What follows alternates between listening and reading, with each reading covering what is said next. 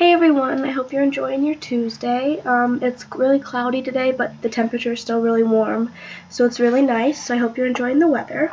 So for tomorrow's class, we're supposed to read starting with chapter 41 of Play It As It Lays. And I mentioned in my last two vlogs that I wasn't sure how I was feeling about this book as of then, but I'm really starting to actually get into it and really liking it. I think the characters are really interesting, and I'm liking how the relationships between each other are developing. I'm really interested in Carter and Mariah's difficult relationship in their marriage, or lack of. And I just really like seeing how Mariah not only interacts, I guess, with herself, but with the other characters in the book. I've also noticed that there's been some common themes throughout the three novels we've read in class so far.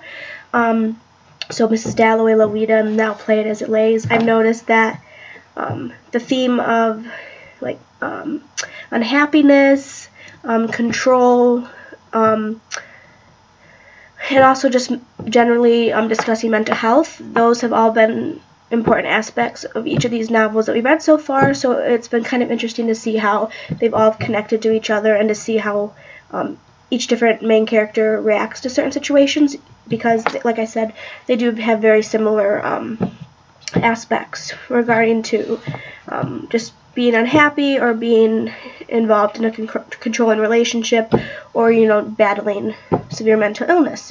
So the quote I picked was on page 129, and it starts with, "Everything Mariah could think of to do in the town she had already done.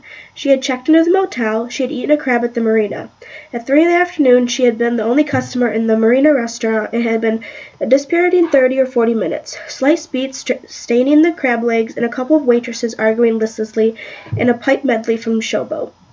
So I picked this quote because I've noticed throughout the book how the first couple words or so of each chapter, the words are capitalized, and then it just trails off and it goes back to the normal lowercase font. So my discussion question is, why is it like this? Or what's the purpose of this? Or we could also say, what does this do for the reader? I don't think it happens anywhere else throughout the text. It's always just at the beginning. And I picked this particular quote because I noticed that the first two words are capitalized, whereas in other chapters, usually it's at least 3 or more of the words are capitalized. So I was just wondering why these specific words were capitalized, and why, why the author didn't capitalize more of them, I guess. So I'm looking forward to discussing this in class. I will see everyone then.